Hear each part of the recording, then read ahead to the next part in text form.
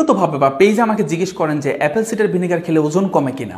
আমার আজকের ভিডিওর বিষয়বস্তু সেটাই, কারা খেতে পারবেন অ্যাপেল সিডার ভিনেগার, কারা পারবেন না, আর আসলে এটা ওজন কমাতে সহায়তা করে কিনা, এই সমস্ত বিষয় নিয়ে কথা বলবো। আমি পুষ্টিবিদ ইমদাদ হোসেন শপথ।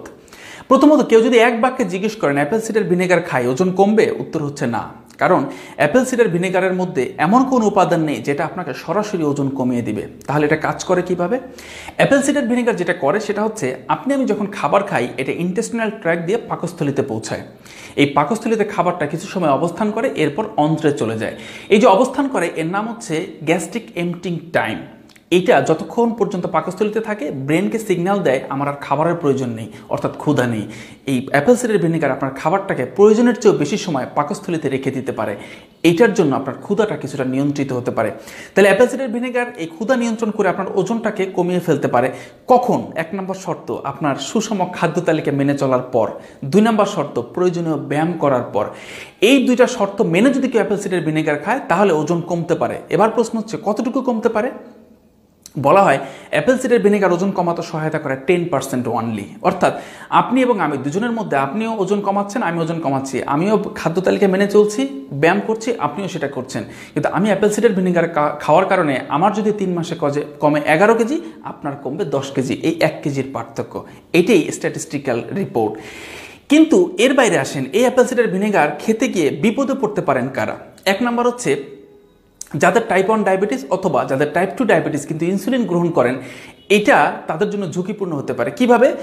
মনে রাখবেন যে ডায়াবেটিসের পেশেন্টরা কিন্তু কিছু সময় পর পর খেতে হয়, তাদের গ্লুকোজটা নিয়ন্ত্রণে রাখতে হয় যেমন, এবং খেয়াল রাখতে হয় কমেও যাতে না যায় সে বিষয়েও খেয়াল রাখতে হয়। কিন্তু আমি আগেই বলেছি, খাবারটাকে যেহেতু বেশি সময় পাকস্থলীতে ধরে রাখে, এটা টাইমলি অন্ত্রে পৌঁছায় না। আর ডায়াবেটিসের রোগীদের খাবারটা টাইমলি অন্ত্রে না পৌঁছালে এখান থেকে পরিমিত গ্লুকোজটা, সুগারটা ব্লাডে পৌঁছায় না, যার দরুন তাদের হাইপোগ্লাইসেমিয়া হয়ে যেতে পারে, যেটার কারণে অনেকের মৃত্যু হয়ে যেতে পারে। এবার আসেন, যাদের আরেকটা সমস্যা হচ্ছে হার্টের প্রবলেম এবং পেশির প্রবলেম হতে পারে, কারণ এটা শরীরে হঠাৎ করে পটাশিয়ামের পরিমাণটা কমিয়ে দেয়। যারা হাইপারটেনশনের ওষুধ খায়, ইউরিনের সমস্যার জন্য ওষুধ খায়, এবং যারা হচ্ছে আপনার হার্টের প্রবলেমের জন্য ওষুধ খায়, এই ওষুধগুলার কার্যকারিতা অনেক ক্ষেত্রে কমে যেতে পারে অ্যাপেল সিডার ভিনেগারের কারণে।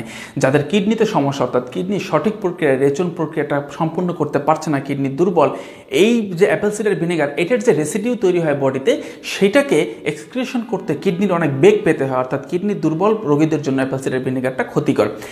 যাদের রিফ্লাক্সের প্রবলেম আছে, আলসারের প্রবলেম আছে, বুক জ্বালা পড়া করে, এই শ্রেণীর মানুষদের এই প্রবলেমটাকে প্রকট করে দিতে পারে, বাড়িয়ে দিতে পারে অ্যাপেল সিডার ভিনেগার। এর বাইরে আপনারা জানেন দাঁতের প্রবলেম হয়, এর বাইরে আপনারা জানেন স্কিনের প্রবলেম হয়। আর প্রেগনেন্ট উইমেনরা, ল্যাকটেটিং উইমেনরা তো কোনোভাবেই অ্যাপেল সিডার ভিনেগার খাওয়া যাবে না। আর কিশোরীদের জন্য এটা নিষিদ্ধ, বিকজ কিশোরীরাও অ্যাপেল সিডার ভিনেগারের মাধ্যমে তাদের ওজন কমানোর চেয়ে এটা ক্ষতিকর দিক বয়ে আনতে পারে বেশি, তাদের স্বাভাবিক বৃদ্ধিটাকে ক্ষতিগ্রস্ত করতে পারে। এই হচ্ছে অ্যাপেল সিডার ভিনেগারের বিষয়টা। সিদ্ধান্ত আপনার, অ্যাপেল সিডার ভিনেগার আপনি খাবেন নাকি খাবেন না। তবে একটা বিষয় মনে রাখবেন, সবসময় ন্যাচারাল খাবার দিয়ে ওজন কমানোটাই আপনার শরীরের জন্য ভালো। আর অ্যাপেল সিডার ভিনেগার একটা ফার্মেন্টেড ফুড, অর্থাৎ এটাকে গাজন প্রক্রিয়া অ্যাপেল থেকে আপনার জন্য প্রস্তুত করা হচ্ছে। আর অ্যাপেল সিডার ভিনেগারটা একবার না, দুইবার গাজন প্রক্রিয়া অংশগ্রহণ করে, অর্থাৎ ফার্মেন্টেশন প্রক্রিয়াটা 2বার ঘটে এতে, যাতে করে এটার মধ্যে আপনার ফার্মেন্টেড ফুড হিসেবে আপনি এটাকে খাচ্ছেন। সো আমাদের পরামর্শ সবসময় থাকে আপনি ন্যাচারাল ফুডের মাধ্যমে ওজনটাকে কমান, এবং আপনি ব্যালেন্স ডায়েটের মাধ্যমে এবং ব্যায়ামের মাধ্যমে যেহেতু ওজনটাকে কমাতে পারছেন, সো ঝুঁকিপূর্ণ কোনো খাবারের দিকে না যাওয়াটাই ভালো। এর বাইরে সিদ্ধান্তটা একান্তই আপনার ব্যক্তিগত। আমি শুধু ঝুঁকিগুলোর কথা বললাম, এবং কারা খেতে পারবেন কারা খেতে পারবেন না পুরো বিষয়টা একান্তই আপনার এখতিয়ারে।